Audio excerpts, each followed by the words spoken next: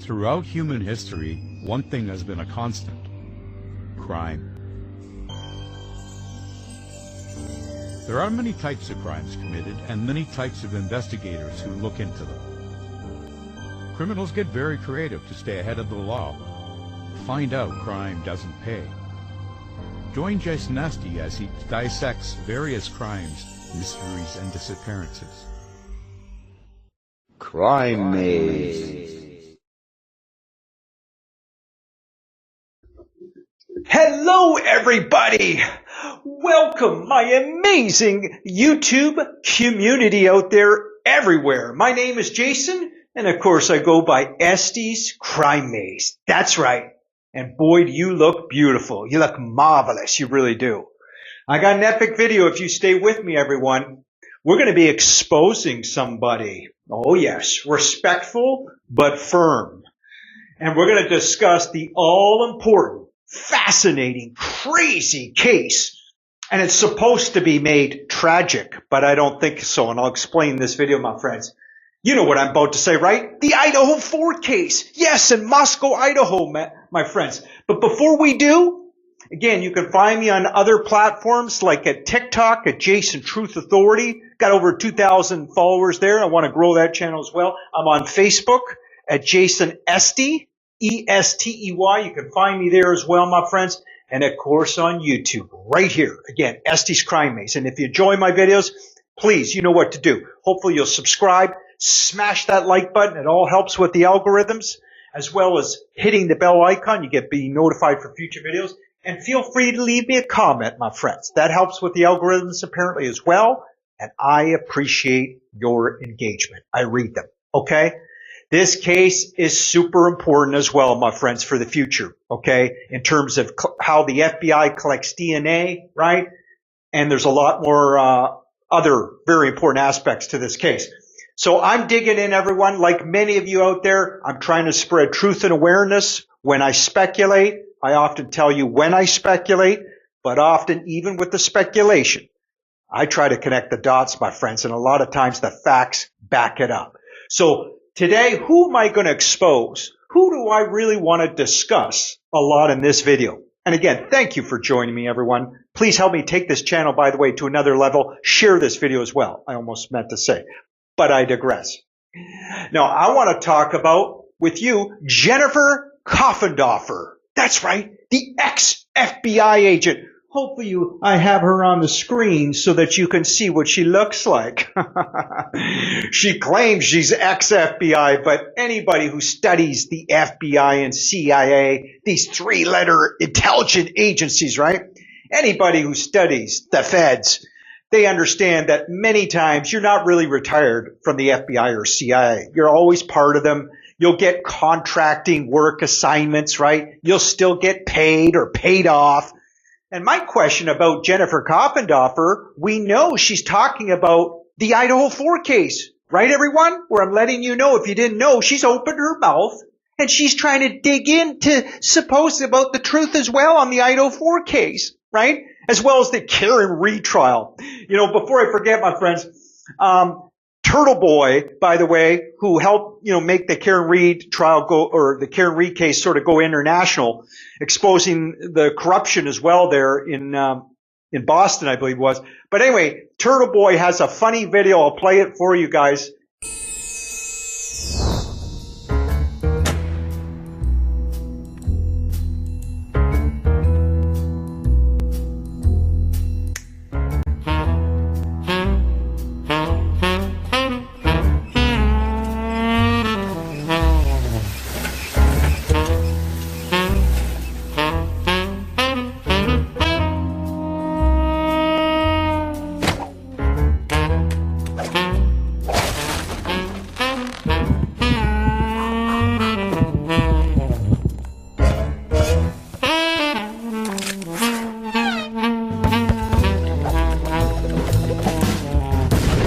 So let's get into Jennifer Coffindaffer, my friends, on the IDAHO4 case. And I'm going to read over one of her ridiculous, outrageous statements that she made.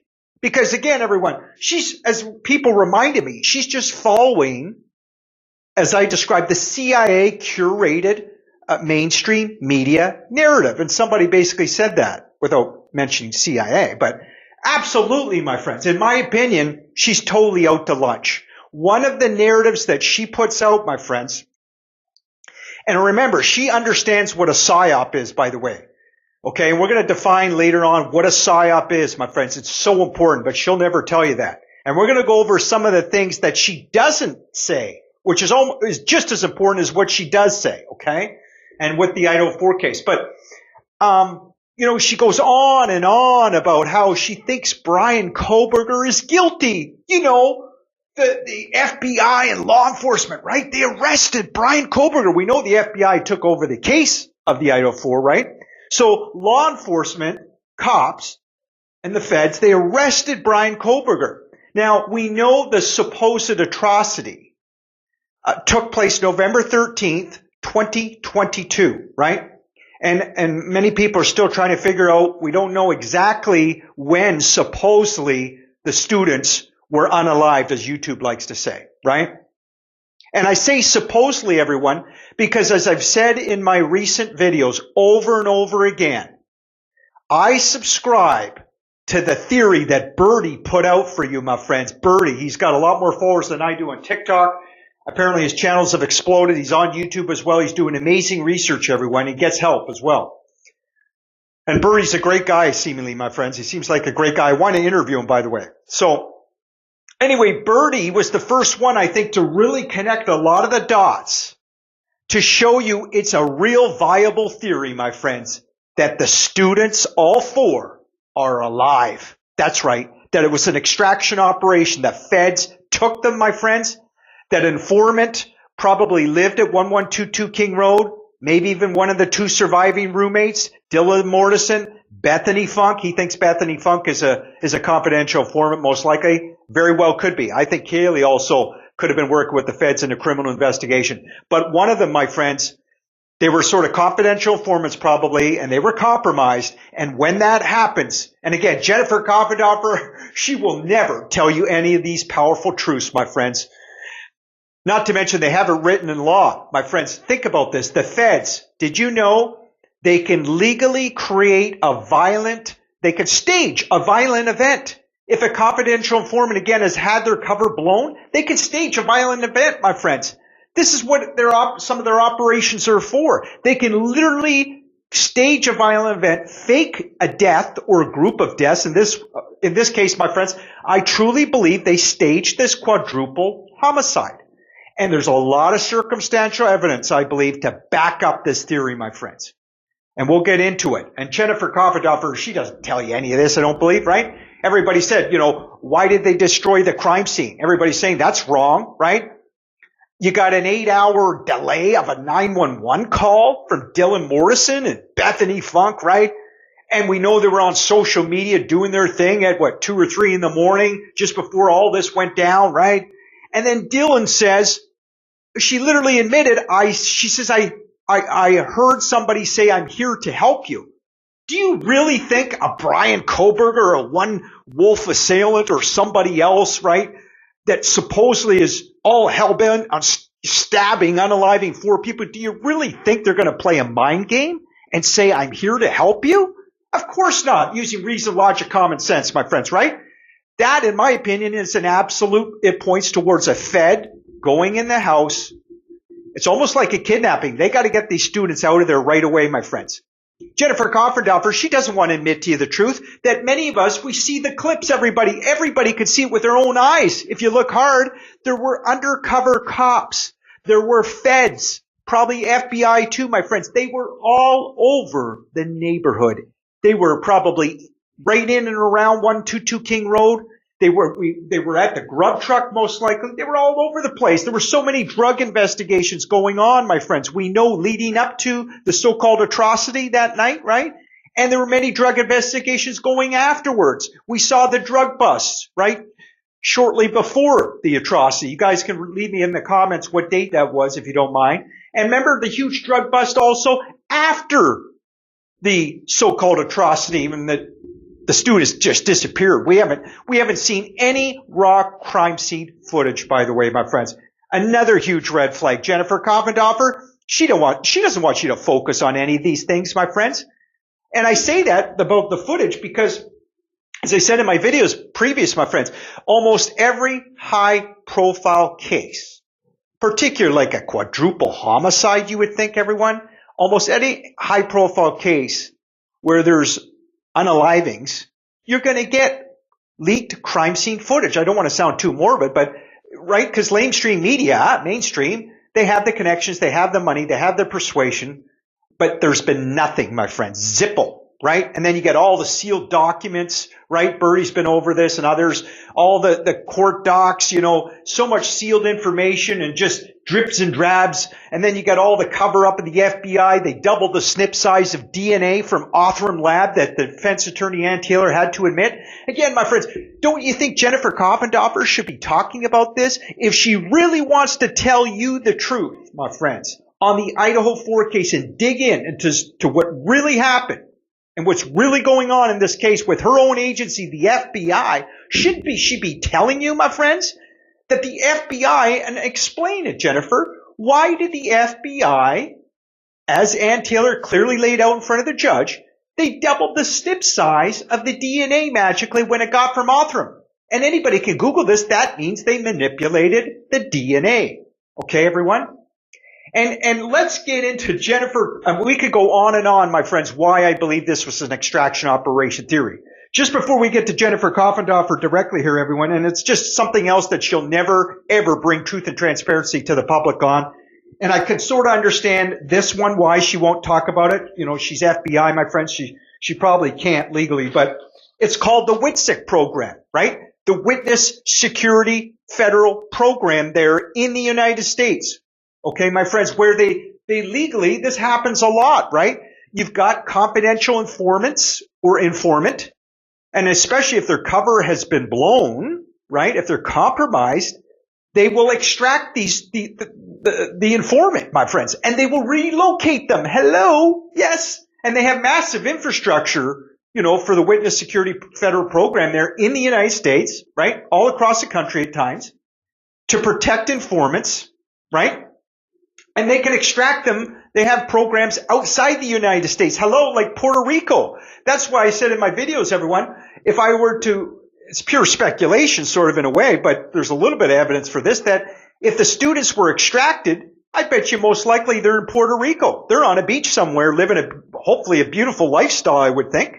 Because Puerto Rico, United States, my friends, they have a WITSEC program.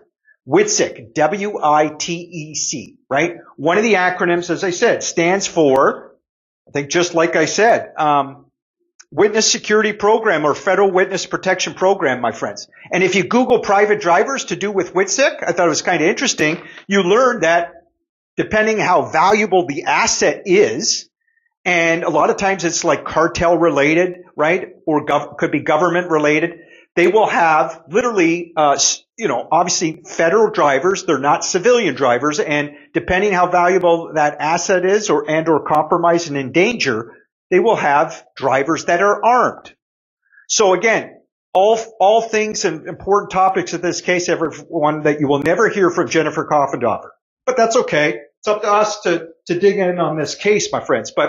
And we all wondered, who really picked up Kaylee and Kaylee Gonzalez and Bethany Funk from the grub truck, right? Was it just a civilian driver that supposedly worked for Uber, or could he have been working for the feds, or was it literally a federal agent that picked up Kaylee Gonzalez and Madison Bogan? I think most likely the feds picked them up, everyone. And if they didn't, believe me, the feds were all over those neighborhoods that night. They absolutely would never have allowed those 4 students to supposedly be unalived. There's no way. I will never believe it, my friends. And I think a lot of the facts really back it up when you look hard at this case. And look at real history. Extraction operations happen, my friends. And the rest of this case, it's all noise by the FBI, CIA, some of law enforcement, my friends. Very few regular cops, though, in Moscow, Idaho, really understand, I think, what went down. Most of them are not read into these very, as I described, they're unacknowledged special access programs. I study aerospace companies, everyone. I study the CIA. I study the military-industrial complex, the black budget technology. I might have a defense contractor friend or two, as I like to say. Got to keep the CIA on their toes. So my point is, my friends, what you can call some of these programs, it's so compartmentalized, so secret, it's called unacknowledged special access programs, where if you divulge the existence of these programs, and in this case, these investigations, IDAHO4, you will be jailed 30 years and or killed, particularly with the aerospace companies. But I think it applies similarly, not exactly, but similarly to the IDAHO4, my friends. And we've seen all this crazy secrecy of the IDAHO4. And again, I think it largely points towards this, obviously a massive cover-up, my friends, and part of that cover-up, and Jennifer Coffindaffer won't tell you the truth on this, my friends, that the students are actually alive. No, there wasn't any unalivings like we've been told and spoon-fed these lies. They're actually alive. And again, everyone, once they get settled in these relocation programs under WITSEC, again, Witness Security Program, it's all federally regulated. Once they're settled, they will live generally low-profile lives, independent lives. And we know, as part of that, right, you're never going to see a digital transaction, generally speaking. We won't see any digital evidence of them being alive, and we certainly won't see them alive. And the parents will be lucky to see these kids again. They may see them once or twice. By the way, there's circumstantial evidence. Someone pointed out, my friends, it's on YouTube, that Steve G was potentially with Kaylee. Kaylee was disguised with glasses on and sort of red hair or something, and she was with, I think, her boyfriend. There's all kinds of crazy circumstantial evidence, my friends, that Steve G could have been with her. I think it was shortly after the so-called atrocity. I think it was in Costa Rica where they have vacations. But that's a whole other rabbit hole we might talk more about in the future. Now, let's get back to Jennifer Coffindaffer, shall we, my friends? As I've been alluding to and sort of said earlier, my friends, she will not tell you anything about a PSYOP, what a PSYOP means. And again, my friends, just look hard at the IDAHO4 case. Don't buy into this emotional PSYOP. And I'm going to define to you in a few moments what a PSYOP is, my friends. And as part of that, just know that we're dealing with, you could tell it's a total, largely CIA curated narrative. And what is part of that narrative, my friends? They needed, I believe, this extreme, again, violent staged event. The feds did, my friends. And they wanted to put out this emotionally charged narrative, therefore, on corporate media, which we hear time and time again, spoon-fed the lies that, oh, the students were stabbed, they were unalived, and it was a bloody crime scene. And yet, my friends, Jennifer doesn't talk about this as far as I know. The only direct evidence with her own eyes that we ever have seen to possibly lead you to believe that they were stabbed, the only thing from law enforcement, what did we see, my friends? The red on the foundation of the house. That confused me for about a year, right? But when you look at a PSYOP, my friends, it's all part of the staging, in my opinion. And do you know how easy it is, my friends, under the cover of darkness that night for a Fed or feds or, what do you call it, even a forensic scientist or whatever to come in and just do a little bit of pig's blood, right? Or an artist, or paint. Even somebody said that thing looks fake. That blood looks fake, they said. Again, my friends, I believe it's all part of the staging. Some of the law enforcement, some of these feds, again, I give them credit where credit is due. They're very intelligent. They're very organized, my friends. They have to be. It's part of their job, everyone, if they want to do their job well, okay?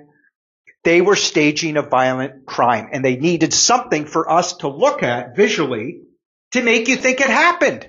And why, my friends? Because, again, we'll talk more about this in future videos, but as Bertie has said and alluded to, he thinks that, again, if it was an extraction operation theory, my friends, it's because they didn't want to have their criminal investigation into those high cartel members, in particular, the big fish. They didn't want that criminal investigation, these parallel investigations, to be dismantled, my friends. So what did they do? And they knew the students were in peril. They knew the students were targeted, my friends, no question. So you got those two combination of factors. So they staged a violent event, my friends. They had to fake their deaths, this unaliving. Absolutely, my friends. I think the evidence circumstantially points towards this, okay? And I want to talk more about it because the rest is distraction, my friends, largely, I believe. The rest is noise. It's disinformation, misinformation, and lies. And by the way, my friends, you can disagree with my theory. That's okay. Leave me the comments and people that agree with me. But I think I'm right on. And I think Birdie started the roll going, and I'm taking some of his investigation, rolling with it here and adding my 2 cents as well, everyone. Okay?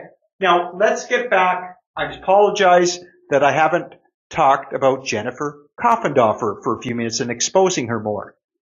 As I said, everyone, she will never tell you what a PSYOP is, and especially how it relates to the IDAHO4.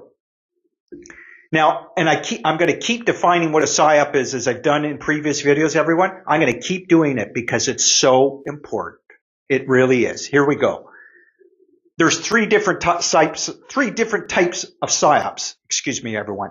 There's tactical, there's operational, and there's strategic. Okay? And a PSYOP, of course, many of you may know, it's known by different terms. Some of you may have heard hearts and minds, right? Propaganda, of course, and psychological operations, right? And important to note, of course, the military often does PSYOPs. They conduct them all the time. And cops, the police, my friends, law enforcement, the feds, they conduct PSYOPs all the time. When they're interrogating a potential assailant, right? A criminal, excuse me. They will conduct often PSYOPs, right? Now, what is the definition of a PSYOP? And think of the IDAHO4 case, please, my friends. Think about the CIA curated PSYOP narrative, this misinformation and lies often. Think about even Steve G, the father, what he's told you, right? Supposedly that his daughter was unalived and all this information he's put out. And I think he's very shady, in my opinion, everyone. And I think he's lying to you. We'll do future videos on Steve G. But think about the IDAHO4 case in general and the staging, I believe, that took place at that house, my friends. Think about the students actually being alive. And again, what you've been fed information-wise to contradict that. But let's focus on the definition now. You can say it's any activity, again, a PSYOP, any activity that's practiced mainly by psychological methods with the aim of elucidating or evoking a planned psychological reaction in another person. And by the way, as I've said many times, I actually talked about a PSYOP in my speeches during the COVID mandates at beautiful Queen's Park in Toronto, Canada. I actually defined what a PSYOP is. I didn't define it completely like I'm doing for you here, my friends, but I did define it, okay? So now we'll add some more details. Another way of saying what a PSYOP is, and I think I said this when I did public speaking as well, it's when you take selected information and indicators to an audience to affect one's emotions, obviously, perception management. And again, by the way, everything I'm telling you, my friends, Jennifer Coffindaffer, she knows all this. She's trained to do this, to actually conduct PSYOPs, my friends, and all of her friends in the FBI, okay? So again, when you take selected information indicators to an audience to affect one's emotions at times, perceptions, right? Objective reasoning, of course, or affecting your value systems and or your belief systems at times. And a PSYOP, my friends, of course, can be conducted on individuals and or groups. And by the way, everyone, it's a very, very important part, really, of the military and economic activities made available there in the United States and conducted. And really, every sovereign nation, pretty much, my friends. Very, very important. And again, very important that law enforcement, that they are trained and understand the different types of PSYOPs. And again, my friends, when it comes to the IDAHO4, I truly believe this was largely a strategic and operational PSYOP. Think about the extracting of those students in the cover of darkness. By the way, everyone, a YouTuber shows you that house unmistakably went dark, starting about, 3:30 in the morning, 1122 King Road. Went completely dark. So is that when the extraction took place, roughly? Most likely, my friends. And again, my friends, if you have any doubts about the extraction theory, again, we could talk for hours, but there was no, as I've said in my previous videos and other people have mentioned it, there's no open casket ceremony, and you'll never have an open casket ceremony if there's been an extraction event, and especially if you're trying to stage the actual unalivings of people, my friends, right? You're never going to have an open casket ceremony. That's a fact. And yet, of course, they had to have a little bit of misinformation, disinformation to try to deceive you. They claimed that Ethan Chapman's family, I believe, right, had a closed casket ceremony. Certainly wasn't open to the public. Again, my friends, these are huge red flags, I believe. Because again, if it's a staged operation, of course, and say that the students are alive, they're not going to risk trying to have a fake and open casket ceremony, right, my friends? And if they're indeed alive, which I believe they are, obviously you can't exhume their bodies. And this all happened so fast, right? All three victims, or three of the four, were cremated. I mean, but again, my friends, it's not coincidence, I don't believe. But again, you will not hear that from Jennifer Coffindaffer, the ex-FBI agent. And by the way, everyone, when I talk about Jennifer, as I said in my last live, I think she's a good person. Overall, no question. She is a very good person, I think, overall, my friends. She probably did amazing work at times as her job description of the FBI. But we also know, as people remind me all the time, we know the FBI, by and large, the system itself, at times is very corrupt. And it's kind of like the CIA, like almost any system, my friends. But we don't have to generalize, and shouldn't, that all the FBI agents are bad, right? And all the cops, for example, are bad, our police force. No, that's not the right message to put out, my friends. And it's not even true. Most cops, I think, do a great job. They do their best. Most FBI agents, I think, generally speaking, do a great job and try their best. But in the IDAHO4 case, my friends, we know there's been a lot of lies, I believe, and disinformation, at least in my opinion, of the FBI, and a lot of people know it, right? And Jennifer knows this, my friends. They're not telling you the truth. This is a huge cover-up. They're trying to hoodwink the public with this hideous, hideous lie that the students have been unalived.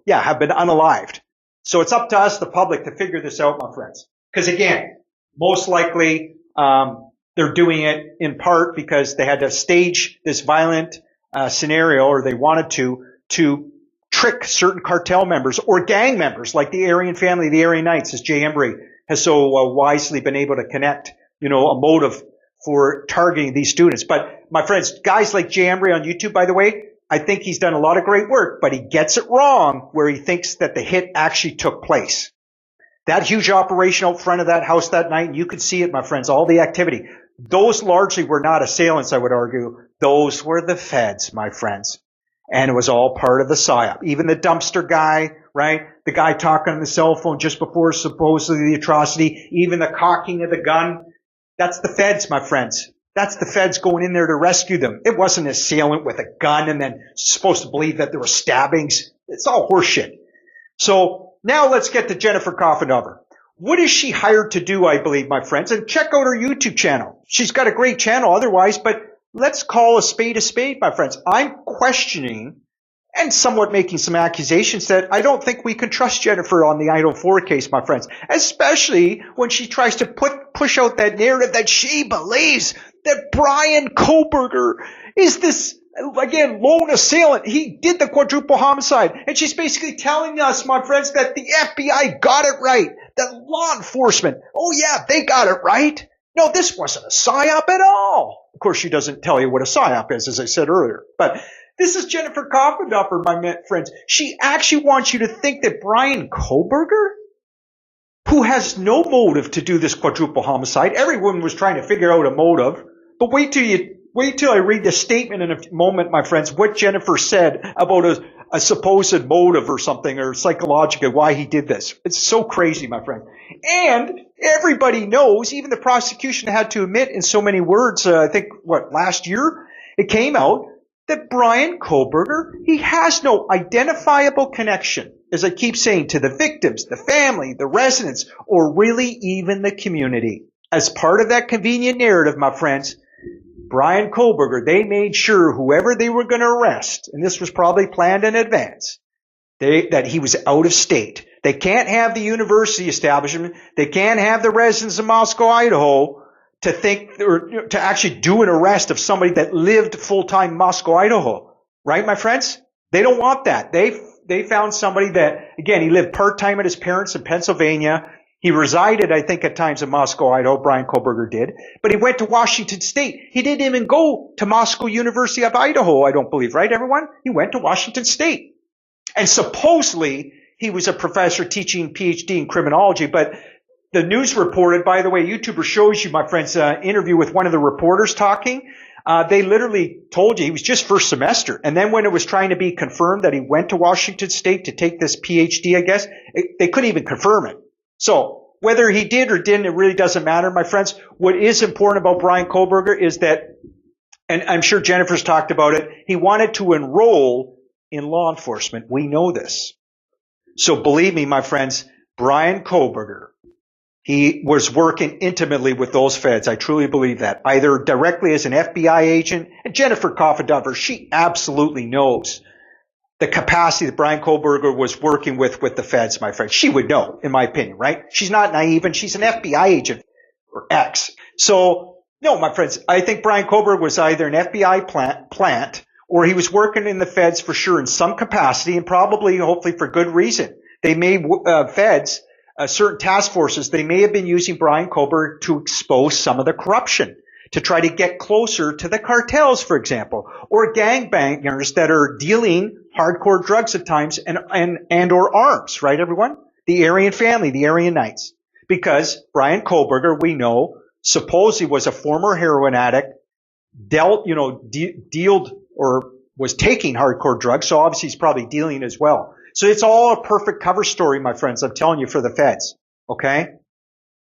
And by the way, the feds, everyone, as I've said in previous videos, again, Jennifer will never tell you any of this, I don't think, that the feds will often use somebody in high academic positions, they'll embed them and or they'll groom them, and they'll even feed them drugs at times, my friends. Certain groups, obviously not regular law enforcement in general, my friends, but certain groups of government agents. I saw it even during COVID, my friends, with government agents, that with controlled opposition and chaos agents, they'll actually feed them drugs at times. Why? They want them to be drug dependent at times because they're easier to control that way, my friends. Yes. And we know Brian Kohberger supposedly has autism. Okay? And then, by the way, and if these individuals or groups, if they get too unstable on the drugs, of course, the deep state, whoever's controlling them, will bring them back into the fray, and then they'll be quiet for a while, right? And then they'll have a script again or play their role and go back out to the public. That's how it works, everyone. And what is Brian Kohberger being used for? Jennifer doesn't tell you the truth, in my opinion, everyone. Brian Kohberger is absolutely being used for the distraction, right? The lone wolf killer that Jennifer Coffindaffer subscribes to, that somehow he did a quadruple homicide when A, he's not physically capable, especially in the time frame that supposedly this happened, and he's just, so what if he's driving around the neighborhood, everyone? There'll never be evidence that he directly went into the house to do any atrocity. It's all nonsense, my friends. It's, again, all noise. It's all misinformation, my opinion, lies, my friends. And again, as people that, that support Brian Kohberger's innocence and all this, why would you bring your own car? You're a PhD intelligent criminology student. Why would you bring your own car and your phone, shut your phone off and all this nonsense to possibly connect you? It's all nonsense, my friends. And Jennifer knows better. So let's read one of her, and I think it was an interesting but outrageous comment, why she thinks Brian Kohberger was the lone assailant in the IDAHO4, my friends. And maybe she might even change her mind a little bit as the court proceedings, or when the trial starts in particular, she might start to say, well, maybe Brian had help. Well, the defense is sort of showing that there must have been another perpetrator. It's all horseshit, my friend. Even as much as I like Ann Taylor, the defense team, they know what's going on, in my opinion, my friends. Ann Taylor knows this. This was not an unaliving. This was an extraction operation. She knows those students are relocated, but she has to play along, apparently. She wants to keep her job. She's got to go along with all this, my friends. It's all theater, I'm telling you. It's all theater, largely, my friends. And it's all an ongoing written script. We're not getting the truth, my friends, and we may never get all the truth. But we can talk about it, and we sure can dig in and try to connect those dots, can't we, everyone? And I appreciate you doing just that, a lot of you out there. So let's read her comment, and then we just might end the video, but I'll say goodbye to you guys and gals out there, okay? So Jennifer Coffindaffer, she came on my buddy's show, because I'm friends with him, Daniel, from the Drunk Turkey Show, right? He calls it Drunk Turkey Show. It's a great show. Check him out, everyone. If you enjoy his videos, subscribe, do all that good stuff. But Daniel invited me on his show, by the way, my friends, quite a few months ago, but it was on UFOs. obviously a whole other subject, everyone. Unfortunately, Daniel, he won't interview me on the IDAHO4. And you know why? Because most likely Daniel knows that I'd be able to pick apart his ongoing, he goes along seemingly with mainstream media narrative. He goes along what's been spoon-fed to us by the FBI, the feds, and he doesn't dig deeper, my friends. He doesn't look through another lens that this was an extraction operation, and the reasons why we can believe it was an extraction operation. The students are alive, my friends. This whole beautiful service that they had, celebration of life, it was very touching. But again, it's all part of the cover story, my friends. And the parents of all four, they know that their students are alive, in my opinion, my friends. Okay? Dylan Mortis and the surviving roommates and Bethany Funk, as everybody's been asking, why were they untouched? Why did they survive? Because it was an extraction operation. They weren't the targets, my friends. The feds didn't have to worry about protecting them. They had to protect those four students. But I digress. Let's get back to Jennifer Coffindaffer's statement, shall we, everyone? She says, in my opinion, Bryan had the seed to do this, meaning the atrocity, right? The unalivings were supposed to be. She says that he had the seed to do it for years and years. It was a buildup of rejection, accumulation of loathing himself, and that reflected back that he wanted control back. All right. And then she says he wanted to control all these things, all he could never have. And she says something like, before he was even named as a suspect, she says, even before, I think he was an incel person, she says. This was a person that really hated women. Oh, really? Really, Jennifer? He really hated women, did he? Even if it was true, who does a quadruple homicide because they hate women? But anyway, and there was a man in the house, but 6'4" Ethan Chapman, that would go against that. But anyway, she says, this was a person that really hated women, and particularly women he felt he could never have, and rejected him and hurt him. He was so deeply hurt. Any of you that believe any of what she just said on the Drunk Turkey show that I just read to you, respectfully, you are naive in my opinion. You need to be educated again on what Jennifer Coffindaffer is trained to do, my friends. She is trained to try to affect your perception management, to go along with this emotional psyop that the Fed strategically, I believe, conducted, my friends, and ultimately operationally did. Again, rescuing those students and then putting out this narrative, though, that the students were unalive and that Brian Kohberger, he's the man. He did it. I mean, it's so crazy, everyone. So Jennifer Coffindaffer, she just basically described what corporate media tried to say, at least in the first year or so, right? You heard the ridiculous theory. You have to laugh. It's so pathetic. You have to laugh. They said, remember you heard on Nancy Grace, I believe, and Ashley Bashfield and all these networks, right? And hosts. They would say things like, well, I think Brian Kohberger, he did this atrocity. He stabbed them because he was jealous of Madison Mogen and Kaylee Gonzalez's love for one another. Really? Again, my friends, no evidence of any of this. It's just pure speculation on the psychology of this lone wolf killer, supposedly Brian Kohberger, my friends. Please don't buy into that nonsense. It's absolute nonsense. It is not the truth at all in this case, my friends. In my opinion, again, elements of the FBI, elements of CIA, elements of regular law enforcement, the feds, my friends. It's a lot of people, but they are trying to distract you from what really transpired that night, I believe, my friends. And that was the feds did their part. I give them absolute credit, my friends. Absolute praise. They rescued those students. They knew they were targets. They knew their lives were in danger. And I just wish other YouTubers like Jay Embry and many others, I wish they would look through a different lens. I wish I could interview these people and we could have a nice, lively debate, on why you think that actual assailants went into that house to do the hit. No, the feds protected these students, my friends. That's the feds' job. They did their job. They weren't going to allow any Brian Kohberger or cartel members. And not that it's easy for the feds, my friends. They had to be on their game. Feds did an extraction operation successfully, and now the students are relocated, my friends. They're far away. Why do you think that the 911 call was delayed, my friends? Jennifer Coffindaffer doesn't want you to focus on any of this. She doesn't want you to connect the dots, my friends. The only logical reason the 911 call would be delayed, as it was for like 8 hours from Dylan Morris and Bethany Funk, was because, logically, it was an extraction operation, right? The feds told them, you do not call 911 for at least 8 hours. We're going to relocate these students. And it was either pre-planned or it happened that very night, this communication with the surviving roommates. Isn't that reason, logic, common sense, my friends, when you think about it? I think it is.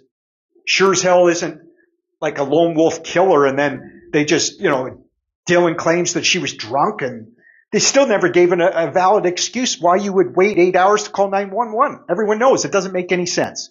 But it does make sense, my friends, if the feds already told them and knew that they weren't the targets, that yes, all 4 students were being targeted. They wanted to stage this violent event, and they didn't want to have their criminal investigations dismantled. Therefore, my friends, there was definitely a confidential informant living at 1122 King Road, or almost most definitely.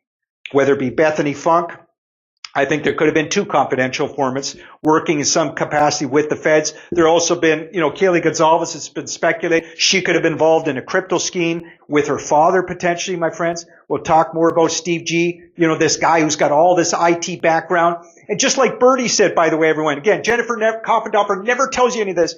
It's so interesting, right? Steve G, he certainly looks like a Fed and he talks like a Fed. He never breaks down in his interviews, holds his emotions in, close to the vest, right? Just gives you just enough information, disinformation, but not to blow the whole case wide open. He's trained to do this, I believe, my friends. And when he keeps saying, they didn't have to go to the 3rd floor, the assailant. He didn't have to go to the 3rd floor, meaning to get his daughter, right, in Madison, unalive them.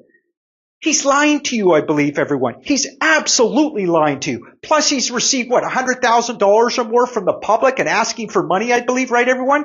And even people who believe that his daughter was unalived, they say, you shouldn't be receiving all this money and asking for money on the back of your daughter's death. Well, think about if she was alive, my friends. Think about if she's actually alive, which I think all 4 are, especially Madison and Kaylee. But I think all 4 were rescued. Think about that, everyone. Think about how abhorrent and disgusting Steve G is, in my opinion, to ask for money and receiving taxpayers' money often when he knows his daughter's alive. He knows you're being lied to, everyone. He knows he's lying to you. He's already got 2 houses. And, obviously, Kaylee, even before all the money came to Steve G, she was going to live a beautiful lifestyle, my friends, even relocated. Again, low profile. They've got so much money, it's incredible, everyone. And I don't think it's right, but these are my opinions. So, again, everyone, I just showed you Jennifer Coffindaffer, some of her outrageous statements when it comes to the IDAHO4 case, particularly when she equates Brian Kohberger that she thinks did this crime. Absolute nonsense, my friends. She's getting paid probably, almost certainly, to put out this narrative, everyone. And remember, I played that clip. Maybe we'll play it again for you, where Turtle Boy showed Jennifer Coffindaffer sneaking around the house, taking photos, right? Doing her job. I mean, you can't trust Jennifer. The bottom line in this video, everyone, is fortunately or unfortunately, you can't trust Jennifer Coffindaffer. I should say, unfortunately. It's just the way she is, my friends. It's part of her job description. Overall, she's still a great person. But when it comes to certain areas, my friends, in this case, and probably even the Karen Reed trial, probably too, but she's trained to lie. That's the whole point of this video too, my friends.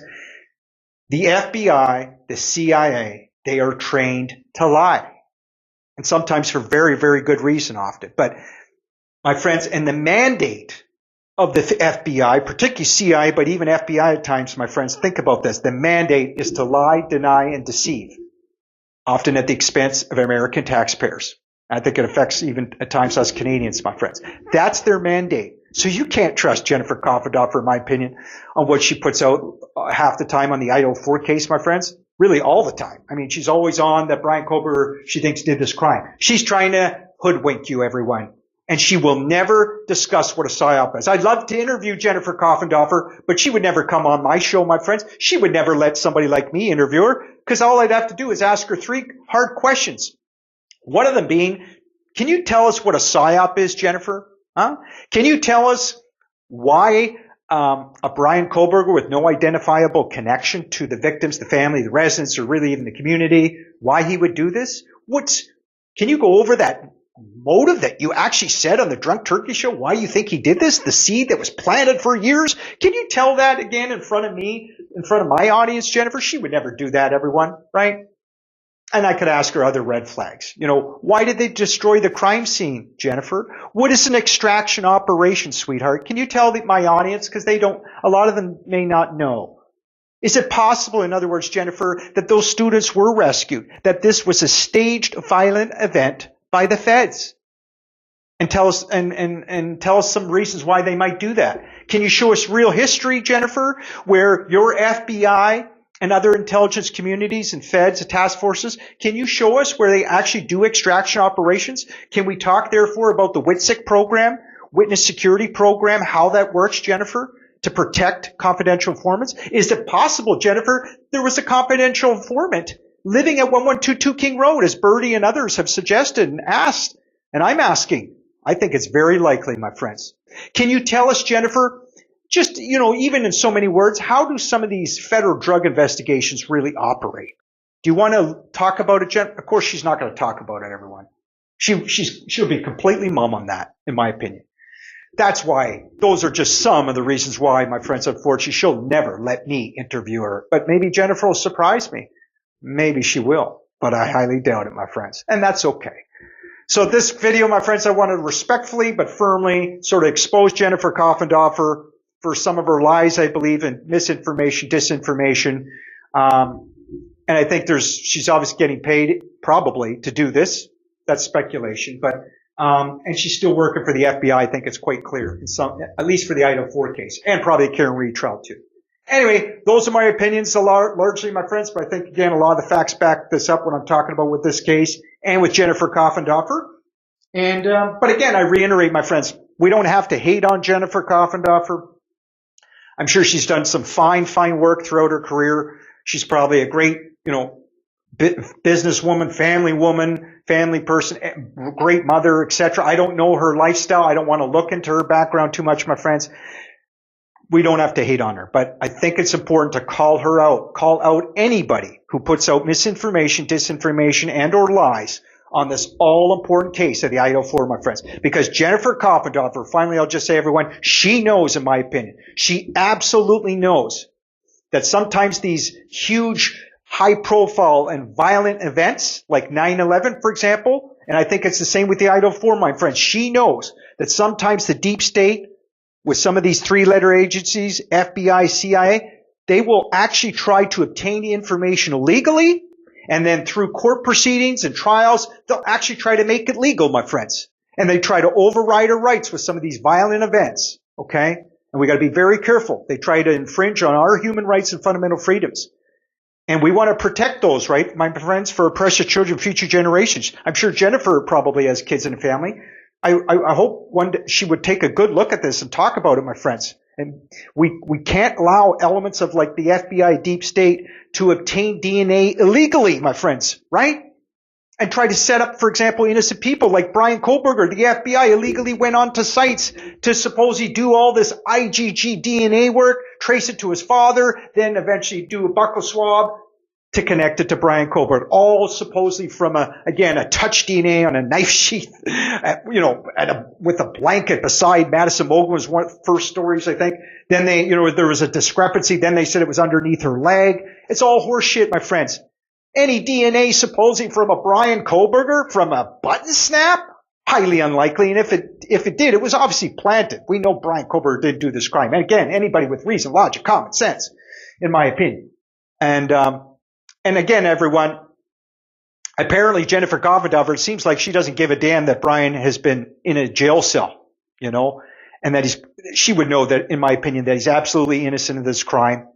And, but it's up to us to bring out the truth and awareness there for everyone. Okay? Thank you so much for listening, everyone. Really appreciate it. I hope you share this video. If you think I've value to share with humanity, subscribe, hit the bell icon to be notified for future videos. Smash that like button, everyone. Okay? Yes, I box. And And I love our amazing military in the United States and Canada. I like to say that sometimes even in my public speeches when I was a public speaker, and I mean it. Most of them do an amazing job, and our police force, my friends, and the feds. And even in the IDAHO4 case, a lot of them do great work. But there's also a huge cover-up, my friends. And yes, there's some dirty cops seemingly in Moscow, Idaho, but that goes along with every small town, my friends. But by and large, they do an awesome job. And I think most of them do an honest, and most of them have a lot of intellectual integrity and intellectual honesty. Please never generalize that, again, all your cops are fascist and bad and law enforcement or FBI, CIA, because that's where the deep state wants you, my friends. They want you to feel demoralized. They want you to think all of our systems are broken, all the governments are broken and corrupt. You're living in a communist fascist country, but it's not the case. But at the same time, right, we have to be hyper vigilant. We've got to put pressure on our governments to be honest, transparent in a lot of areas, my friends. And I think the IDAHO4 case is just sort of another example. And it is, again, a very important case. And we'll talk more about that importance in the DNA, maybe in future videos.